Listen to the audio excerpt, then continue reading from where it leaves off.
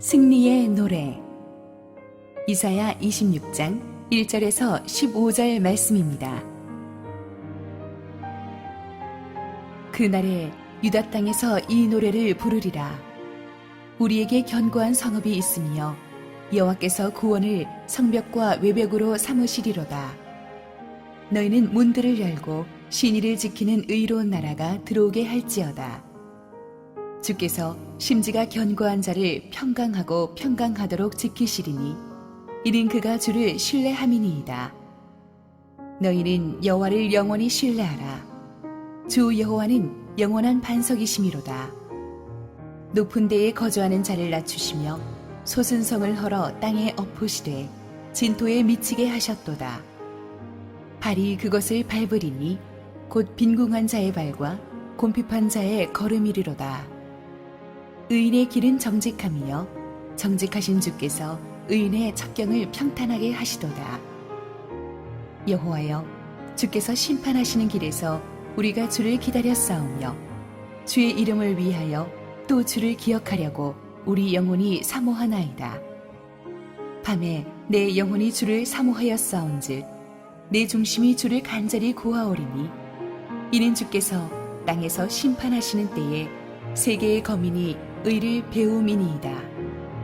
악인은 은총을 입을지라도 의를 배우지 아니하며 정직한 자의 땅에서 불의를 행하고 여호와의 위엄을 돌아보지 아니하는도다. 여호와여, 주의 손이 높이 들릴지라도 그들이 보지 아니하오나 백성을 위하시는 주의 열성을 보면 부끄러워할 것이라. 불이 주의 대적들을 사르리이다.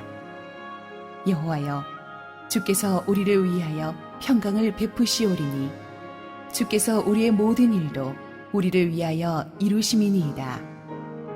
여호와 우리 하나님이시여, 주 외에 다른 주들이 우리를 관할하였사오나 우리는 주만 의지하고 주의 이름을 부르리이다.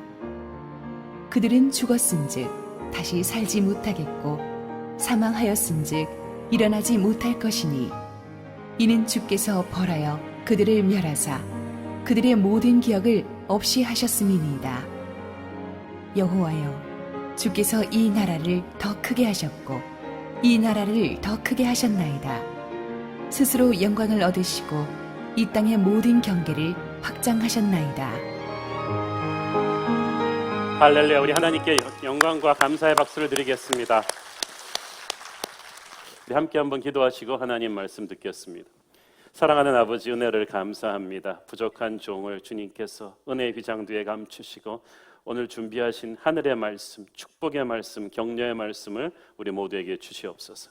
예수님의 이름으로 기도했습니다. 아멘. 오늘의 본문은 하나님의 교회를 하나님께서 얼마나 사랑하시고 지키시는가를 강조하는 것으로 시작합니다. 1절 같이 읽겠습니다. 시작. 그날에 유다 땅에서 이 노래를 부르리라.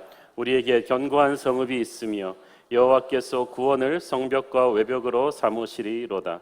여기서 그날은 믿는 자들에게 하나님의 구원이 임할 마지막 날을 가리키며 유다 땅은 약속의 땅을 가리킵니다. 하나님의 백성들은 마지막 날에 하나님의 약속의 땅에서 마지막 승리를 선포하는 찬양을 부를 것입니다. 그 찬양의 테마는 바로 견고한 성읍입니다. 세상의 모든 조직과 명예와 재산들은 다 흔적도 없이 사라질 것이지만 하나님께서 자기 백성을 위해 세우신 그 견고한 성읍은 영원합니다. 그 견고한 성읍은 물론 약속의 땅 천국을 가리킵니다. 우리 성도들이 들어가게 될 땅입니다. 2절 같이 읽습니다. 시작. 너희는 문들을 열고 신의를 지키는 의로운 나라가 들어오게 할지어다. 천국에 하나님께서 의로운 나라가 들어오게 한다고 하는데 여기서 말하는 나라는 영토의 개념이 아니라 사람들입니다. 의로운 나라, 십자가의 보혈로 의롭게 하나님께서 태어나게 하신 그 백성들이 천국으로, 그 견고한 성읍으로 들어오게 될 텐데 그들이 신의를 지키는 백성이라고 표현한 것이 참 재미있습니다. 신의를 지킨다는 말은 쉽게 말해서 믿음을 지키는 사람들이죠. 어떤 분은 말하기를 믿음 생활이라는 것은 하나님께 대한 의리를 지키는 것이다. 정말 그런 것 같습니다. 믿음의 사람들, 우리 성도들은 뭐가 다릅니까? 평생을 우리는 하나님께 대한 의리를 지키며 살아갑니다. 믿음의 백성들은 반드시 이 하나님께 대한 의로운 삶 때문에 천국에서 보상받을 것입니다. 이 견고한 성읍은 이 땅에서는 바로 하나님의 교회라고 생각합니다. 믿음의 백성들이 하나님의 부르심을 받고 꿈을 갖고 모여서 세운 이 교회, 이 교회를 통해서 우리의 믿음이 되살아납니다. 첫사랑이 회복이 됩니다. 찬양이 터지기 시작합니다. 이 교회를 통해서 하나님의 놀라운 역사가 일어납니다. 그래서 이 어둠의 세력들이 이를 갈면서 하나님의 교회를 공격합니다. 그러나 주님께서 이 교회를 굳게 지키십니다. 보호해 주십니다. 그 약속을 주님께서 지금 우리에게 주십니다. 그 약속을 가슴에 품고 우리는 세상을 살아갈 수가 있습니다. 주님께서 이 교회를 굳건히 지킨다는 이 약속을 품을 때 우리는 세상이 아무리 강성하고 악해도 흔들리지 않을 수가 있어요. 오늘의 본문에서 이 세상 악인들의 특징과 결말에 대해서 다뤄주고 있습니다. 세상 악인들의 특징은 자신의 힘을 믿고 교만하다는 것입니다. 5절에 보니까 주 하나님께서 높은 데에 거주하는 자를 낮추신다. 솟아오른 성을 헐어버리신다고 했어요. 세상은 높은 데 올라가려고 가르칩니다. 그래서 세상에서 아이들에게 주는 꿈은 성공해라, 출세해라, 유명해져라입니다. 그 자리가 얼마나 위험하고 무서운 자리인가를 모르고 있습니다. 우리는 그런 욕망을 비전으로 포장하는 세상에서 살고 있습니다. 그러나 높은 곳에 가고 유명해지면 교만해집니다. 영혼이 파괴되기가 쉽습니다. 13절에 보니까 주 외에 다른 주들이 우리 백성을 다스렸다고 했습니다. 어둠의 권세들이 강한 힘을 가지고 하나님의 사람들을 다스리는 것 같습니다. 세상을 좌지우지하는 것 같습니다. 그들 편에 서지 않으면 세상에서 패배자가 되어버리는 것 같습니다만은 하나님께서는 그들에게 우리가 기죽지 말라고 하십니다. 악인들의 또 하나의 특징은 은혜를 은혜로 알지 못한다는 것입니다. 10절 읽겠습니다. 시작. 악인은 은총을 입을지라도 의를 배우지 아니하며 정직한 자의 땅에서 불의를 행하고 여호와의 위엄을 돌아보지 아니하는도다. 은총을 입을지라도 의를 배우지 않는다. 하나님께 은혜를 입고 살면서도 그것을 은혜인 줄 모른다는 거예요. 악인도 의인도 하나님의 은혜 속에 살아가는 경우가 많은데 악인들의 의인은 거기에 대해서 감사하는데 악인은 거기에 대해를 당연시 여긴다는 거죠. 자기가 잘나서 누리는 줄 압니다. 악인은 하나님의 은총의 단비를 먹고 살면서도 계속 악하게 삽니다. 이에 반해서 하나님의 백성들은 모든 삶 속에서 하나님의 손길을 봅니다. 하나님을 인정합니다. 감사할 게 없어서 감사를 안 하는 게 아니라 감사할 것을 보지 못하기 때문에 감사 안 하는 거예요. 영적인 눈이 없으니까 하나님이 자기의 삶에서 행하시고 있는 그 손길을 보지를 못해요. 그러니까 감사를 안 하는 거예요. 그러나 하나님의 사람은 다릅니다. 12절 읽겠습니다. 시작. 여호와여 주께서 우리를 위하여 평강을 베푸시오리니 주께서 우리의 모든 일도 우리를 위하여 이루심이니이다. 우리의 모든 일도 영어 성경에 보니까 all that we have accomplished, 우리가 이룬 모든 일도 실은 하나님께서 이루신 것입니다. 이걸 인정하는 거예요. 오랜 세월 지나보면 우리 생각에는 우리 힘으로 이뤘다고 생각되는 것도 알고 보면 하나님이 우리를 통해서 행하신 은혜의 선물이었습니다. 우리 힘으로 우리 자녀를 이렇게 잘 키운 게 아니었어요. 하나님께서 우리 자녀를 키워주신 거예요. 우리 힘으로 내가 운동 많이 해서 건강한 게 아니었어요. 그건 주신 거예요, 축복을. 이걸 인정하고 하나님을 찬양하는 삶을 살 때 하나님이 기뻐하십니다. 고린도전서 15장 10절 우리 바울의 고백을 봅시다. 시작. 그러나 내가 나된 것은 하나님의 은혜로 된 것이니 내게 주신 그의 은혜가 헛되지 아니하여 내가 모든 사도보다 더 많이 수고하였으나 내가 한 것이 아니요 오직 나와 함께 하신 하나님의 은혜로라. 우리는 바울의 10분의 1도 사역 안 하고 나서 내가 했다고 막 주장하죠. 근데 바울은 보세요. 내가 한 게 아니라고 합니다. 하나님이 행하신 거예요. 이것이 예수 믿는 사람들이 인생을 보는 눈입니다. 교만하지 말아야 합니다. 소위 자수성가했다는 분들은 자기 힘으로 다 했다고 생각해요. 하나님이 건강 안 주셨으면 자기 힘으로 다 할 수 있어요? 하나님이 이렇게 좋은 나라를 안 주셨으면, 여러분이 북한에 태어났으면 그렇게 살 수 있습니까? 환경도 하나님이 주셨고 건강도 하나님이 주셨고 누군가를 통해서 믿음도 하나님이 주셨어요. 교만은 하나님이 자기를 통해 이루신 것을 자기가 이루었다고 착각하는 것입니다. 내 삶의 모든 것이 은혜임을 고백하는 것, 이것이 겸손이고 이것이 영성입니다. 악인들은 그런데 이게 없어요. 10절에 보니까 악인들은 정직한 자의 땅에서도 불의를 행한다 그랬어요. 환경이 좋은데도 악한 일을 하고 사는 거예요. 어떻게 보면 정직한 자의 땅은 교회를 가리키기도 할 것입니다. 은혜가 충만한 이 교회 안에서도 세상에 칼날을 묻히고 들어와서 악을 행하는 사람들이 있어요. 교회에서 섬기면서도 세상적인 말을 하고 세상적인 행동을 하고 하나님께 영광을 돌리지 않는 일을 하는 사람들이 많습니다. 모두 다 회개해야 됩니다. 하나님의 교회가 완전하지가 않아요. 우리 안에도 끊임없는 회개가 필요합니다. 갱신이 필요합니다. 스스로를 정결하게 해야 됩니다. 정직한 자의 땅에서도 불의를 행하는 악인들이 있다니까요. 그러나 이 악인들은 반드시 심판받을 것입니다. 악인들은 영원하지 않습니다. 무적이 아닙니다. 반드시 심판을 받고 그들을 뒤에서 조종하던 마귀도 심판을 받습니다. 5절 6절에 보면은 하나님이 교만한 자들을 반드시 낮추시고 성을 헐어버리고 땅을 엎으신다고 하십니다. 아무리 지금 세 보이고 커다란 것들도 하나님께서 반드시 완전히 파괴시키는데 14절에 보니까 다시는 회복하지 못한다고 했어요. 일어나지 못한다고 했어요. 하나님의 심판은 인간의 심판처럼 이렇게 설렁설렁하게 가는 게 아닙니다. 그 심판이 완전합니다. 그런데도 악인들은 그 심판의 손길을 느끼지를 못해요. 그 심판의 조짐을 알아채지를 못합니다. 11절 읽습니다. 시작. 여호와여 주의 손이 높이 들릴지라도 그들이 보지 아니하오나 백성을 위하시는 주의 열성을 보면 부끄러워할 것이라. 불이 주의 대적들을 사르리이다. 주의 손이 높이 들렸다는 것은 심판이 여기까지 왔는데도 악인들이 이걸 느끼지 못한다는 거야. 그래서 이 세상을 낙원으로 만들면서 영적인 위기의식이 없어요. 그러니까 대충대충 사는 것입니다. 그러나 하나님의 사람들은 다릅니다. 어떻게 다릅니까? 첫째, 그들은 하나님을 지속적으로 신뢰하는 사람들입니다. 4절 읽겠습니다. 시작. 너희는 여호와를 영원히 신뢰하라. 주 여호와는 영원한 반석이심이로다. 신뢰한다는 걸 하나님을 믿는다는 뜻이죠. 이거를 하루만 하는 게 아니라 영원히 신뢰하라. 오늘도 내일도 모레도 지금도 그 다음도 계속해서 신뢰하라. 믿음은 우리가 예배 시간에만 잠깐 믿습니다 하는 이 고백이 아닙니다. 믿음은 내 삶의 크고 작은 일에서 내리는 수없이 많은 결단들이 세상적인 결단이 아니라 하나님을 신뢰하는 결단이라는 것입니다. 우리가 우리 자녀 어느 학교 보낼지를 결정할 때, 이달 가계부를 어디다 어떻게 쓸지를, 돈을 어떻게 쓰기로 결정할 때, 누구와 결혼하기를 결정할 때, 이게 다 기도해보고 믿음으로 선택하는 것을 계속하는 것이 바로 지속적으로 여호와를 신뢰하는 것입니다. 저는 그래서 믿음의 사람은 두고 봐야 안다고 생각합니다. 변함없이 잘 될 때나 못 될 때나 흔들리지 않고 이 사람이 믿음의 결정을 계속하며 살아가는가, 여호와를 영원히 신뢰하는가.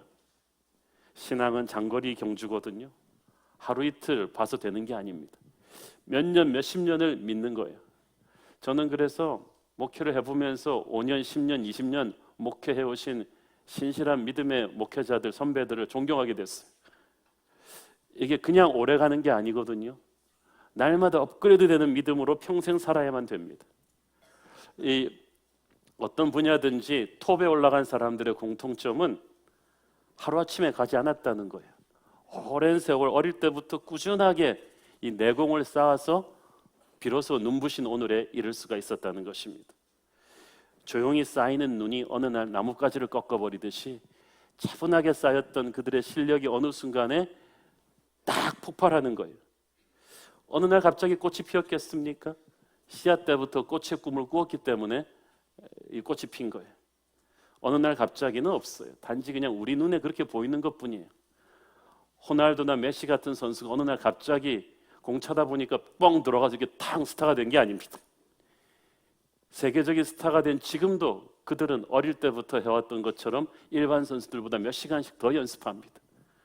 그 수없이 남이 보이지 않는 데서 쌓아온 실력이 이렇게 응축되었다가 어느 순간에 폭발하는 거예요. 믿음의 세계도 마찬가지입니다. 결정적인 순간에 여러분이 홍해를 가르려면, 결정적인 순간에 믿음의 브레이크스루를 하려면 매일매일 하나님을 신뢰하는 영적인 투자를 계속해야 됩니다. 그래서 내 안에 무의식 속에 믿음의 실력, 영적인 내공을 계속 쌓아야 돼요.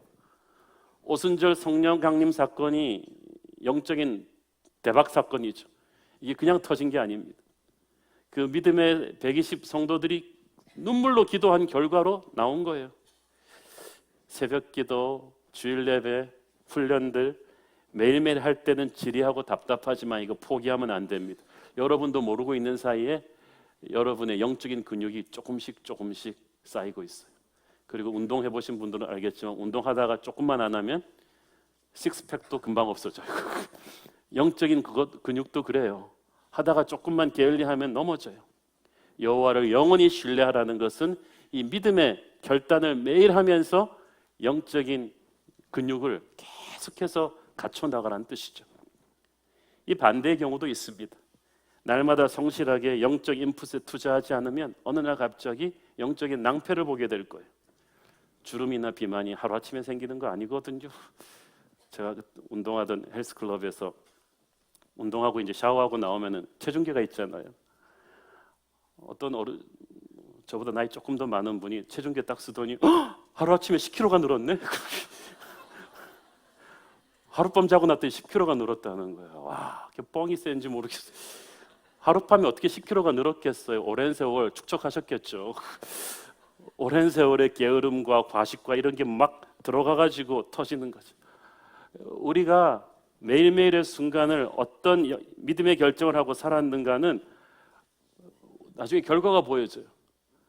경건의 연습을 게을리하면 결정적으로 한 방 터뜨려야 될 때 헛스윙을 하고 마는 것입니다. 우리 장로님들 되면 이제 기도를 많이 하시죠. 장로님의 1분 그 3분 기도에 그분은 30년 영성의 내공을 다 들통내는 거예요. 속일 수가 없습니다. 목회자는 30분 설교에 자기의 평생의 영성을 다 보여주는 거예요. 어떤 경건의 연습을 했던가, 어떤 영적인 내공을 축적했는가를 수시간에 다 보여주는 거예요. 속일 수가 없습니다. 그래서 우리는 여호와를 영원히 신뢰하는 믿음의 연습을 끊임없이 해야 되는 거예요. 주 여호와는 나의 영원한 반석이시미로다. 경건의 연습을 계속 해온 사람은 알고 있습니다. 하나님은 항상 내 옆에 든든한 반석 같은 분이시다. 나를 보호해 주시는 분이시다. 하나님은 변하지 않아요. 내가 변하는 거지. 그러니까 하나님이 새롭게 느껴지는 거예요. 제가 어릴 때 가난하고 외롭던 이민 청소년 시절 때 기도했던 그 하나님은 지금도 나의 변함없는 하나님이십니다. 그분은 끝까지 나와 함께 가실 거예요. 사람은 반드시 우리를 떠납니다.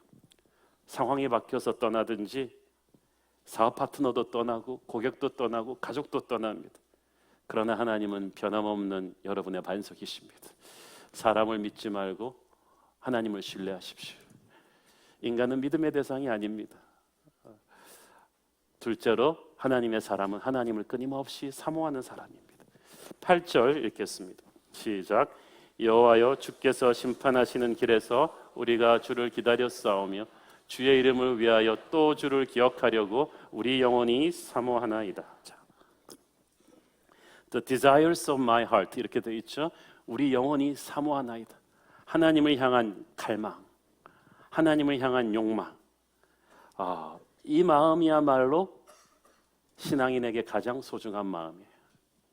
그 무엇보다 하나님을 사모하는 마음, 하나님 이름만 들어도 그냥 눈이 반짝거리는 마음, 어떤 바쁜 일을 하다가도 하나님이 부르면 최우선 순위로 달려가는 그 마음, 예배를 드리고 있지 않고 교회에서 떠나 있는데도 항상 하나님을 그리워하는 마음, 목마른 사슴이 시냇물을 사모하는 것 같이 마른 스펀지가 물을 흡수하는 것 같은 하나님을 향한 열망, 은혜를 향한 그 갈망, 그 갈망을 가진 사람을 하나님이 제일 기뻐하십니다.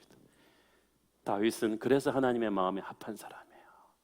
행동이 완전해서가 아니라 평생 하나님을 향한 이 연인의 펄떡거리는 가슴을 가지고 평생을 산 사람입니다. 이러기 쉽지 않거든요. 9절 읽습니다. 시작. 밤에 내 영혼이 주를 사모하여 싸운즉 내 중심이 주를 간절히 구하오리니 이는 주께서 땅에서 심판하시는 때에 세계의 거민이 을을 배움이니이다. 밤에 내 영혼이 주를 사모하였다. 밤은 환난의 시간, 광야의 시간이에요. 내 인생이 힘들 때, 몸이 병들고 관계는 부서지고 사업은 꽉 막혀서 안 될 때 하나님을 향한 목마름이 더해집니다. 희한하게 은혜가 더 일어나지 않습니까? 그 당시에 예배 시간, 순예배 시간이 더 기다려져요. 희한하죠. 왜 별은 낮에도 있는데 밤에만 빛날까요? 내 인생이 캄캄해지면 은혜가 은혜로 다가오기 시작합니다. 내 인생에 다른 빛이 많을 때는 교만해져 가지고 이 갈망이 사라지는데, 내 인생이 목마르게 되면 하나님을 향한 갈망이 높아집니다. 저는 그런 타는 듯한 목마름으로 여러분이 하나님을 갈망하기를 바랍니다. 시편 34편 6절 시작. 이 곤고한 자가 부르짖음에 여호와께서 들으시고 그의 모든 환난에서 구원하셨도다. 갈망하는 자에게 하나님은 구원의 축복을 주실 줄로 믿습니다. 내 중심이 주를 간절히 구하오리니라고 되어 있어요. 이 영어 성경에는 in the morning, 아침에라고 되어 있습니다. 밤에 주를 사모한 영혼이 잠 깨고 일어나서 또 제일 먼저 찾는 것이 주님입니다. 밤에도 낮에도. 이 말은 무슨 말입니까? 24시간 이 사람의 마음은 항상 하나님을 향해서 갈망하고 있었다는 거예요. 이게 마치 사랑에 빠진 젊은이들과도 같아요. 젊은이들의 데이트 시간은 시도 때도 없어요. 그냥 문자가 계속 뱅뱅뱅뱅 울리는데 아침부터 밤까지 계속해서 그 사람을 중심으로 돌아가요. 하나님을 갈망하는 사람은 하나님이 자기 생각과 시간에 딱 중간에 가 있습니다. 하나님이 가장자리에 계시지 않습니다. 모든 게 하나님 중심으로 돌아가게 돼 있어요. 이 하나님의 사람의 마음에는 이렇게 끊임없이 은혜를 향한 목마름이 있어요. 목마름이 있으면 달려가게 돼 있어요. 제가 20대 전도사 시절에 또 30대 목회자 할 때도 미국과 한국에 좋은 목회자 설교가 있으면 테이프가 너덜너덜해지도록 들었어요. 그 당시는 카세트 테이프였거든요. 그리고 그 좋은 분들이 컨퍼런스로 오신다 그러면은 뭐 빚을 내서라도 그냥 돈을 빌려서라도 가서 앉아 있는 거예요. 제 자리는 항상 이 자리였어요. 다 모든 강사가 제 얼굴은 기억합니다. 뭐 골든 맥도날드, 릭 고렐, 뭐 유명한 목사님들이 강사할 때 제일 앞에 딱 앉아 있었어요. 준비 시간 때부터 앉아 있고 가서 질문하고 내 마음에 하나님을 향한 열망이 가득했기 때문이죠. 누구를 통해서든 은혜를 더 받을 수 있다면 나는 뭐든지 할 것이다.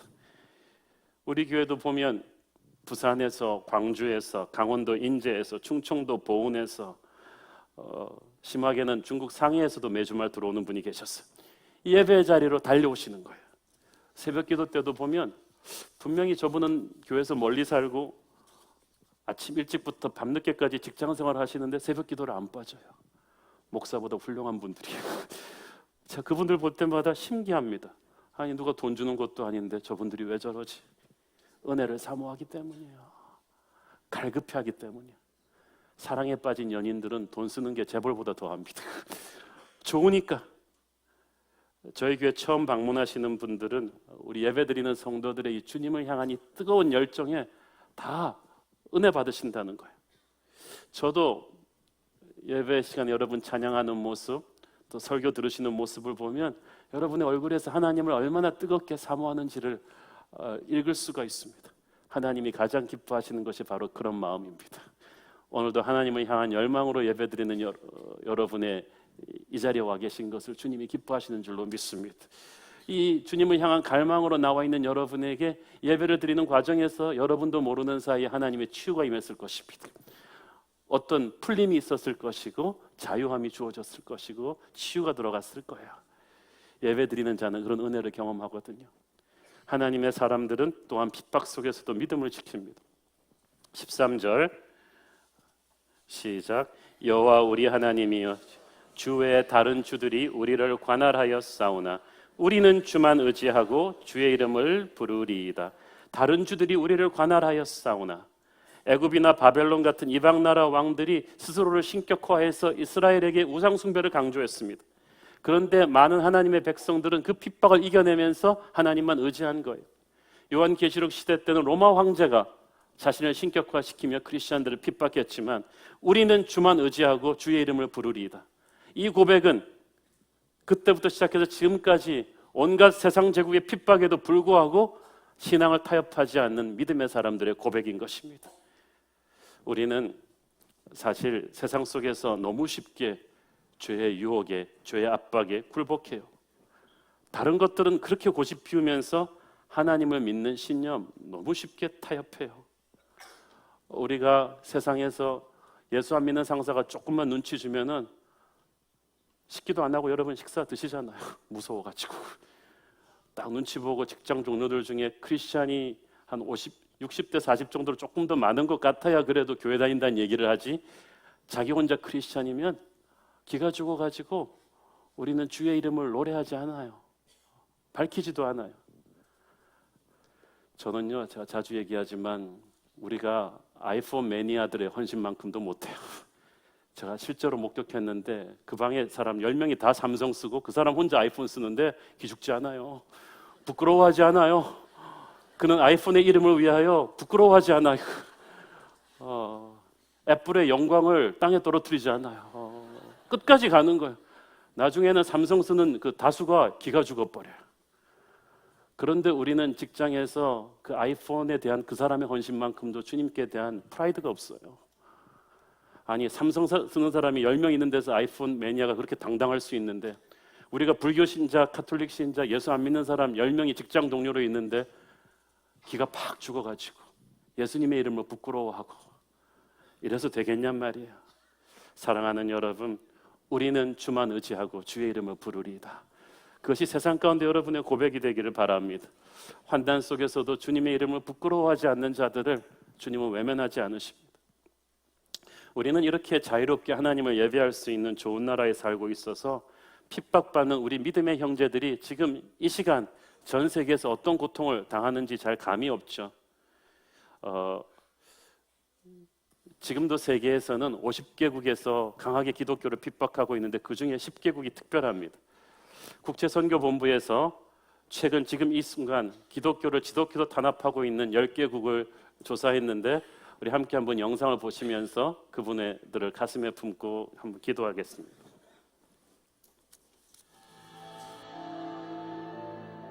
Each year, Open Doors assembles the World Watch List to focus the world's attention on places where religious freedom is limited, where persecution occurs.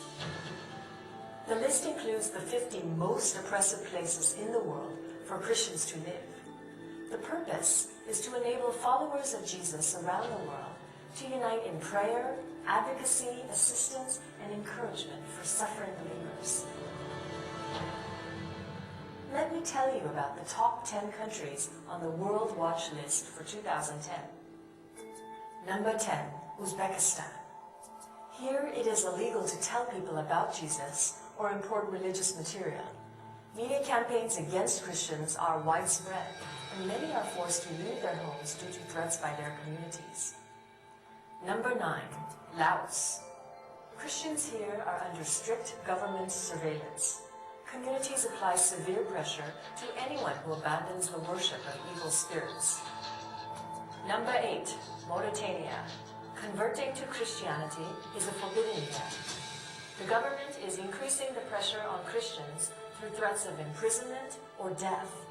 They're seeking to eliminate the gospel's presence and impact. Number 7, Yemen. Islam is the state religion. No one is allowed to convert from this religion. Disobeying this law brings severe opposition and possible death from authorities and extremists. Number 6, Afghanistan. Christians must remain hidden here. If they are discovered, they face the loss of their family, home, and job. They are beaten, imprisoned, and often killed. Number 5, Maldives. All citizens must embrace Islam. If anyone converts to another religion, they face the loss of citizenship. The government believes this severe law promotes national unity and retains their control of these islands. This is the least evangelized country in the world. Number 4, Somalia. Islam is the state religion here as well. There is no religious freedom. Christians have been kidnapped, raped, and killed in 2009. Converts who are allowed to live become family outcasts and practice their faith in secret under extremely dangerous conditions. Number 3, Saudi Arabia. non-Muslim puppet worship is forbidden. Disobedience brings arrest, flogging, and deportation. Christians risk death threats and honor killings. Number 2, Iran. According to a new law, converts to Christianity face a mandatory death sentence. House churches are monitored by secret police, and members are often arrested, questioned, and detained. Number 1, North Korea. Everyone is required to worship the leaders, Kim Jong-il and his father. The regime believes their power will collapse if they fail to stop the spread of Christianity. When Christians are discovered, they are sent to deadly labor camps or secretly executed. 우리 북한이 가장 무섭게 핍박받는 나라라는 것은, 그리고 세계에서 가장 큰 개신교 국가인 미국과 한국 바로 옆에 저 나라가 있다는 건 우리에게 얼마나 큰 영적인 부담을 줍니까? 몰디브로 신혼여행 가시는 분들 갈 때마다 그 나라를 위해서 기도하십시오. 세계에서 5번째로 핍박이 심한 곳입니다. 우리는 지금 이 순간에도 핍박받고 있는 이 전 세계의 믿음의 형제들을 항상 가슴에 품고 가야 됩니다. 세상에 대해서 여러분 화려한 핑크빛 꿈을 꾸지 마십시오. 어둠의 영들도 전 세계적으로 연결되어 있습니다. 몰디브에서, 이란에서, 사우디에서, 북한에서 기독교를 핍박하는 그 세력들은 대한민국에서 암약하고 있는 어둠의 세력과도 다 연계되어 있습니다. 그러므로 세상에 대해서 핑크빛 꿈을 꾸지 마시고 강하고 담대하게 살아가야 합니다. 믿음의 사람들을 기도로 지원해야만 합니다. 우리 특히 선교팀, 중보기도팀은 이 10개 나라를 항상 가슴에 품고 기도했으면 좋겠습니다. 그러나 하나님은 하나님의 백성들에게 승리의 노래를 주십니다. 첫 번째는 평강의 노래입니다. 3절 같이 읽겠습니다. 시작. 주께서 심지가 견고한 자를 평강하고 평강하도록 지키시리니 이는 그가 주를 신뢰함이니이다. 자, 심지가 견고한 자를 평강하고 평강하도록, 영어성에 보니까 in perfect peace, 완전한 평안함. 이 완전한 평안함과 완전한 담대함은 다 연결이 되어 있어요. 여러분, 세상에서 많은 것을 가지고 있으면서도, 큰 위기나 문제가 없으면서도 세상 사람들의 마음에는 평안이 없어요. 많은 사람들이 스릴을 원한다고 합니다. 그래서 익스트림 스포츠를 해봅니다. 그러나 그것은 자기의 마음에 평안이 없기 때문에, 불안하기 때문에 어떤 브레이크드루를 해보자는 것뿐이에요. 우리에게 필요한 건 스릴이 아니라 마음의 평안함입니다. 평안함이 있는 사람에게는 우울증이 없어요. 불면증, 분노, 자기 집착, 그런 것들이, 열등감, 이런 모든 것들이, 이 모든 정신적인 병들이 영적인 평안이 없기 때문에 다 생기는 거예요. 근데 주님의 평안이 여러분 안에 가득하면 여러분을 누르고 있던 모든 정신병 증세가 떠날 거야. 우리에게 필요한 건 육체의 병의 치유보다 정신의 평안함이에요. 영적인 평안함이에요. 이 평안함은 영적인 실력이 있을 때 누릴 수 있어요. 운동팀들, 스포츠팀들도요, 강팀들은 큰 경기 앞두고 여유가 있습니다. 평안합니다. 우리는 월드컵 앞두고 이제 전투 준비하고 있지만 이렇게 막 강팀들은 놀고 있어요. 플레이하고 있다는 거예요. 실력이 있으니까.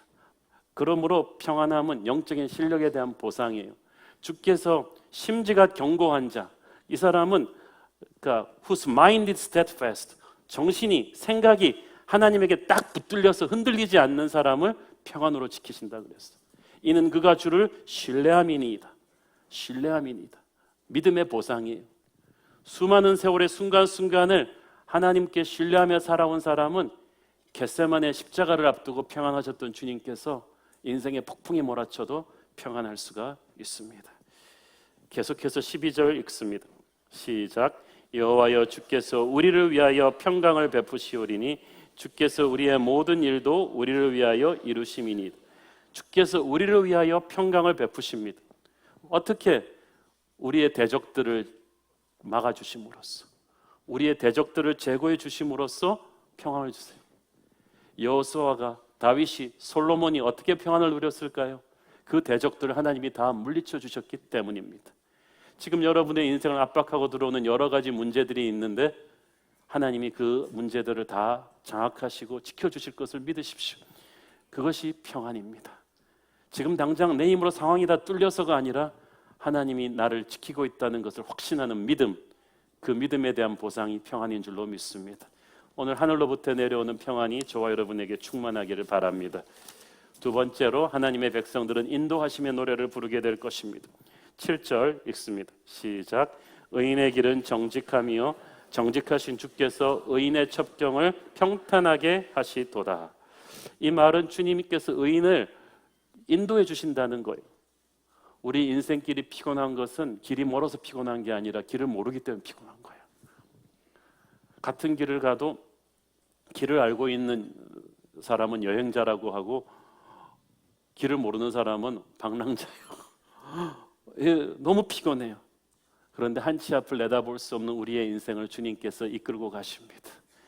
그래서 우리는 미래를 예측할 필요도 없고 할 수도 없어요.